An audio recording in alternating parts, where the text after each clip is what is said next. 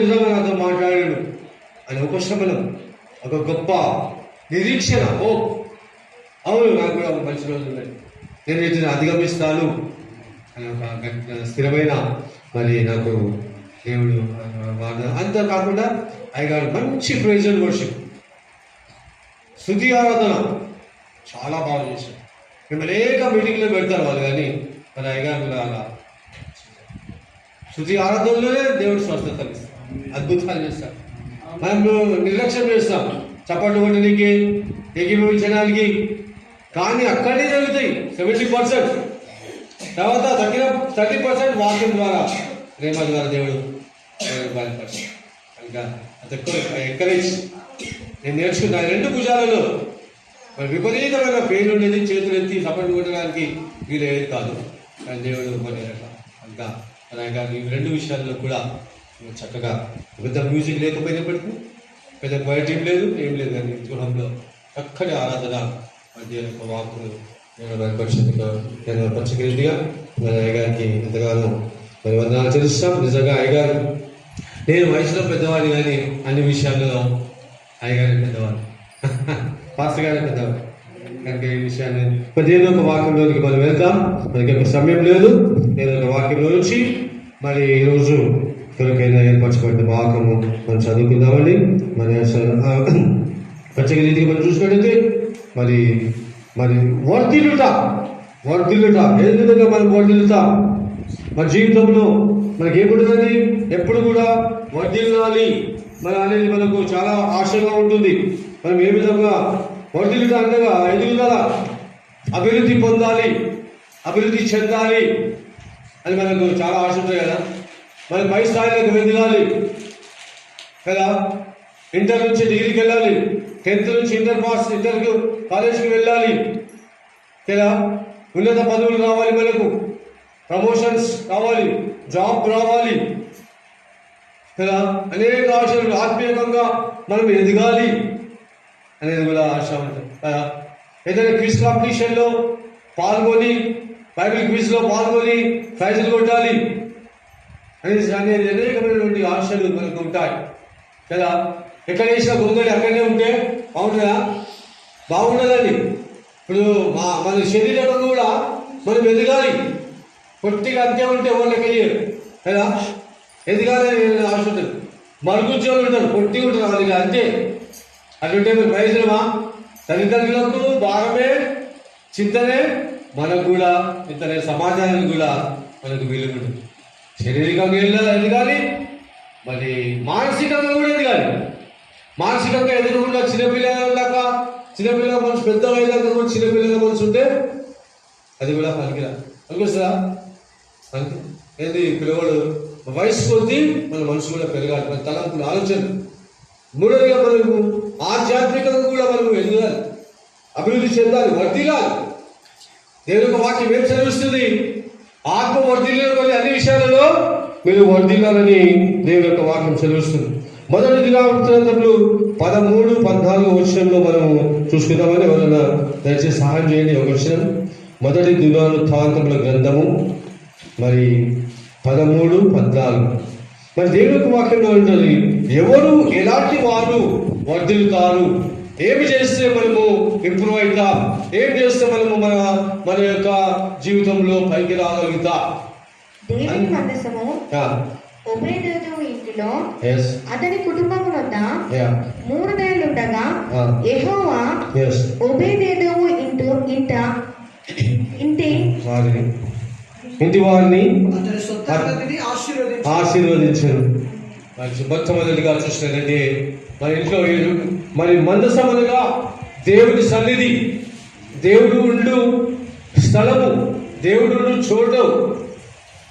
ఆ దినాల్లో మందసం అనేది అందరూ వచ్చి దేవుని ఆరాధించేవారు, దేవుని పూజించేవారు మందసం దగ్గర. కనుక మరి మందసం అనగా దేవుని సన్నిధి ఎక్కడ ఉంటుంది? ఎక్కడ నా నామమున 2 లేక 3 కూడింటారో అక్కడ నేను ఉంటాను.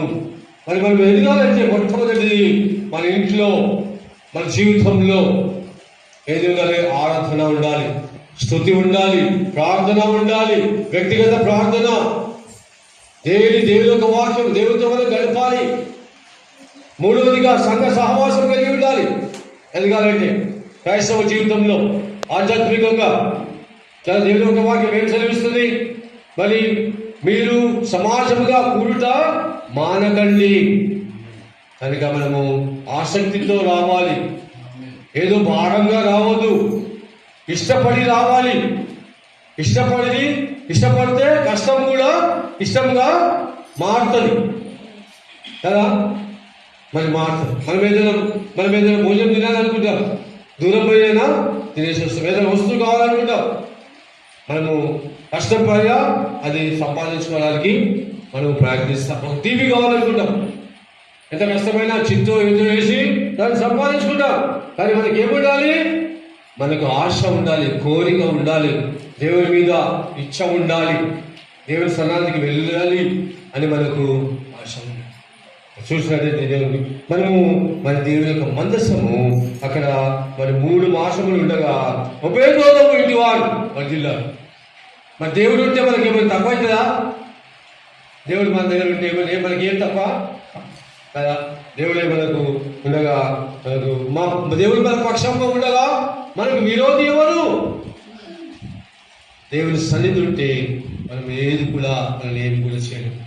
ఎటువంటి అపాయాలు కానీ, ఎటువంటి కీడు కానీ, మరి మనుషులు శత్రువులు కానీ, ఆర్థిక ఇబ్బందులు కానీ, అప్పు సమస్యలే కానీ, అనారోగ్యాలే కానీ ఏది కూడా మన ఇంట్లో ఏముండాలి?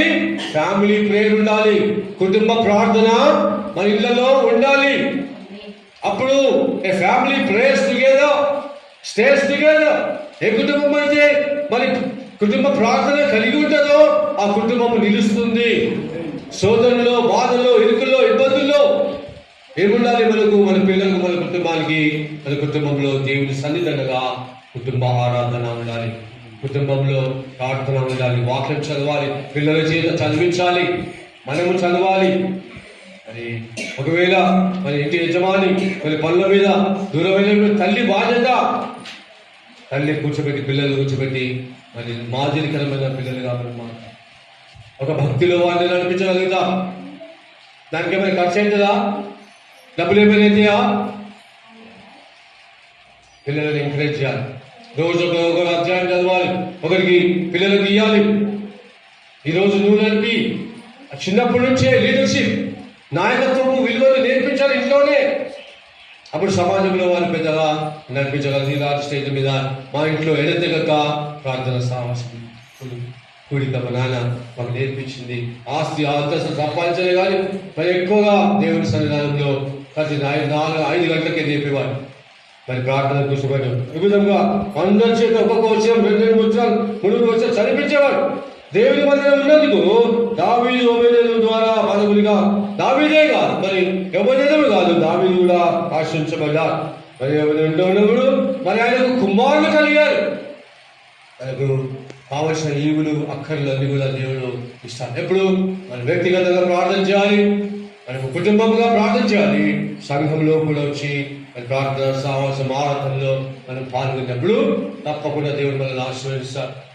ఏమంటాడు దావీదు మహారాజ్, నా మందిరంలో 1 దినం గడుపుతా 1000 దినముల కంటే శ్రేష్టము. భక్తిహీనుల ద్వారా నా మందిర ద్వారా, నా దేవుని మందిర ద్వారా నీటి ద్వారా నాకు భాగ్యం అంటారు. అది ఆ దేవుని ద్వారా అది దేవుని ఆజ్ఞ మనం వర్తిల్లాలని నీవు తప్పకుండా వచ్చాను. ఇంకోటి ఏంటంటే మనం రాకపోతే ఏమైతుంది? గుడికి కదా ఏమవుతుంది? మనం ఎదగలేదు, మన శోధనలో పడిపోతా.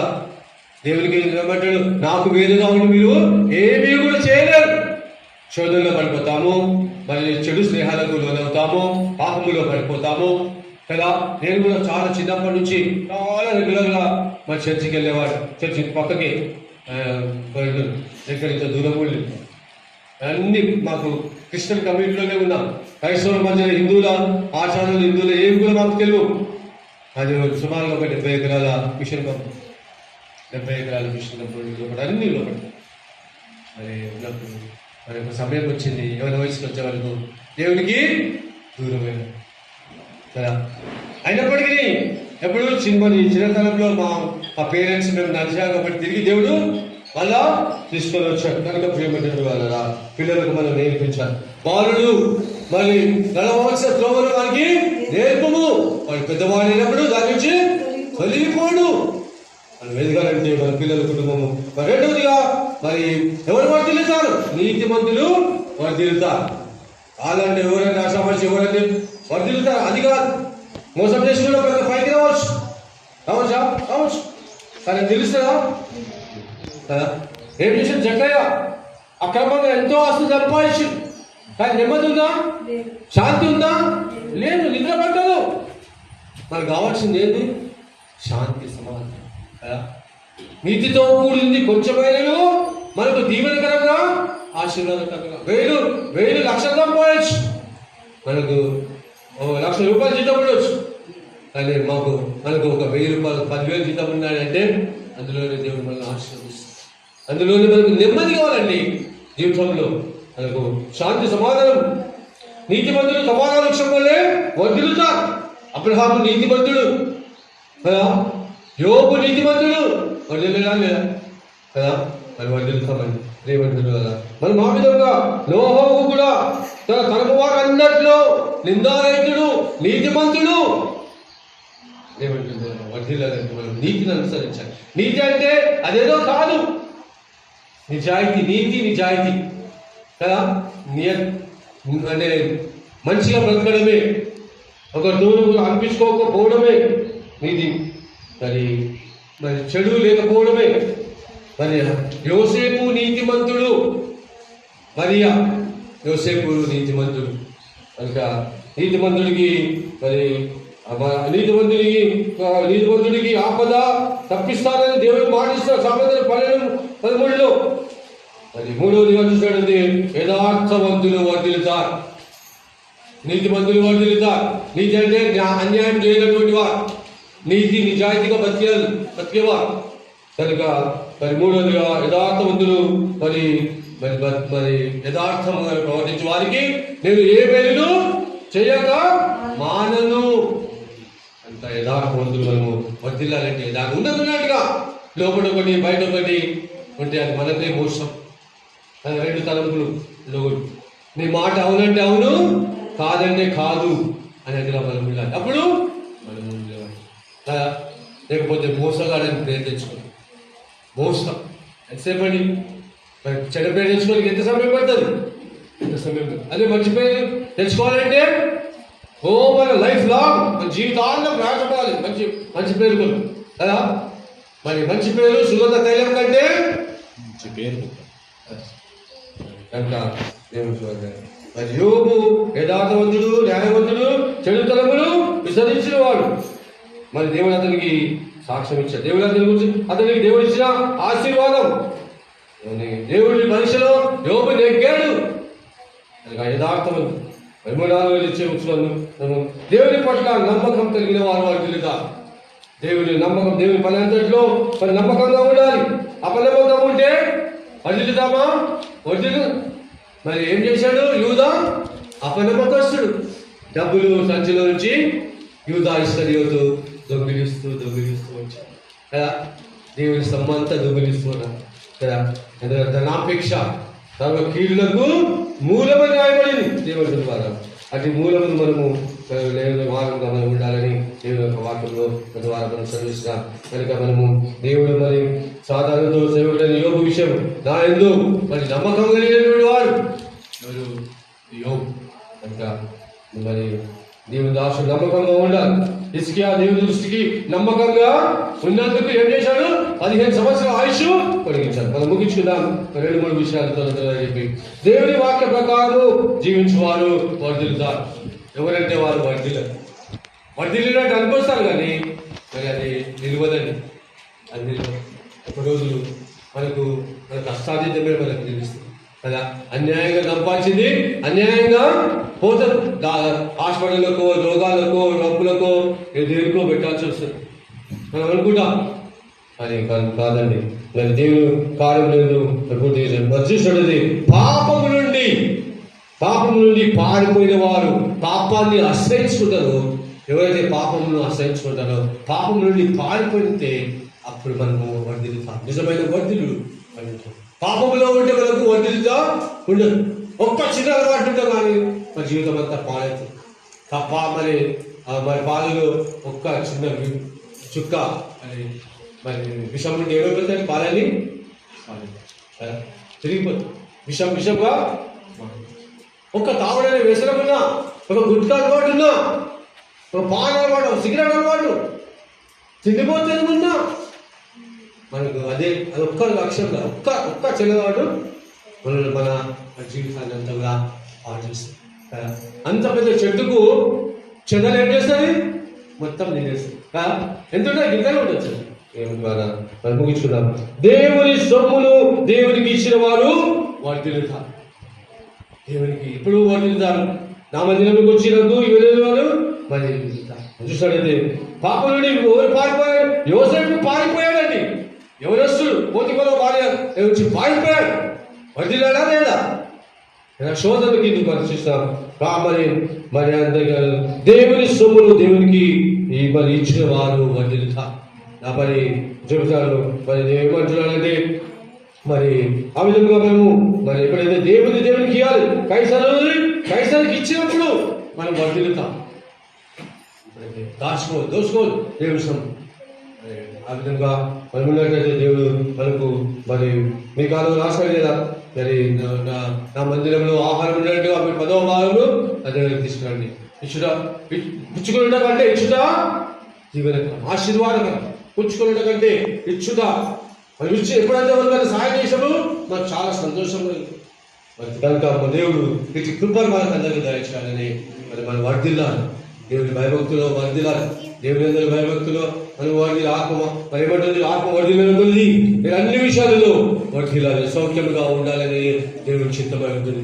ఏమంటారు అటు కృప అది మీకు నాకు అందరూ కూడా దేవుడు దయచేయాలని మరి ఆ విధంగా మనము మరి ప్రార్థన సహవాసము సంఘము రొట్టె సాధి సంఘం ఎలా వర్ధిల్లింది.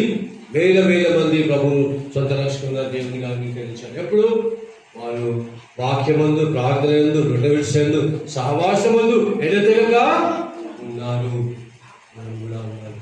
ఇందులో నష్టమేం లేదు, లాభమే తప్ప మనకు నష్టం లేదు. No loss, only gain, only profit, only benefit. మనకు లాభమే దేవునిలో, ఏది కూడా నష్టం లేదు.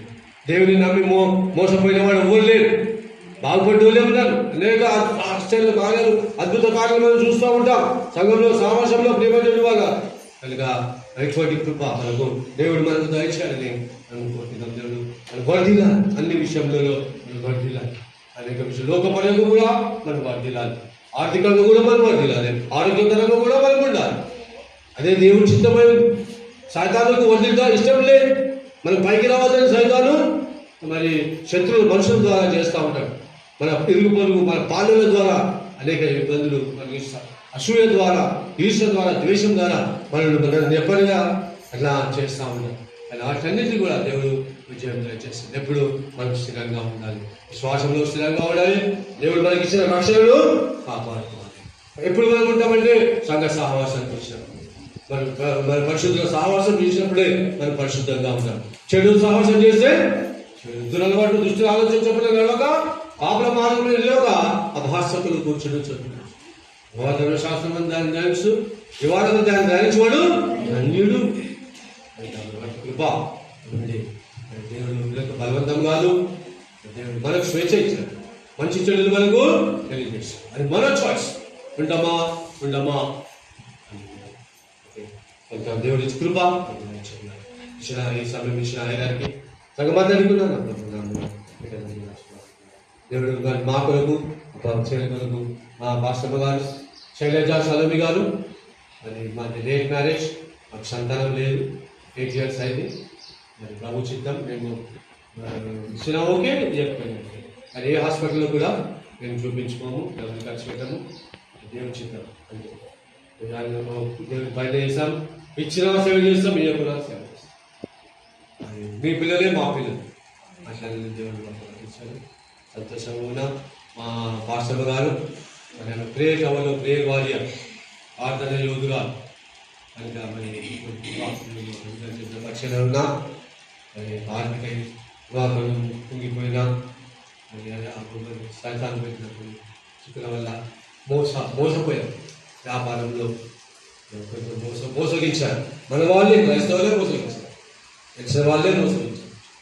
మోసం నుంచి దేవుని మమ్మల్ని తిరిగి పైకి వాళ్ళని దేవుని కృప మా కుటుంబానికి దయచేయండి. మిమ్మల్ని బట్టి ఒకసారి మీకు అందరికీ నా ప్రభు నామమున వచ్చగలిదిగా మా పాస్టర్ గారికి, సంఘ పెద్దలకు, టీం వారికి అందరికీ కూడా నామమున చేస్తాను. దేవుని కృప దీవించి ఆశించి మీ ప్రతి అవసరం అక్కడ దేవుడు తీర్చాలని అందరం కలిసిగా తిరగవచ్చు, కలుసుకుని పర్యంతం దేవుని సన్నిధి మనతో ఉండాలని ఆశిస్తున్నాను. ఇది కృపను నామము మీకు దేవుని దయచేయాలని ఆశ. Thank you very so much.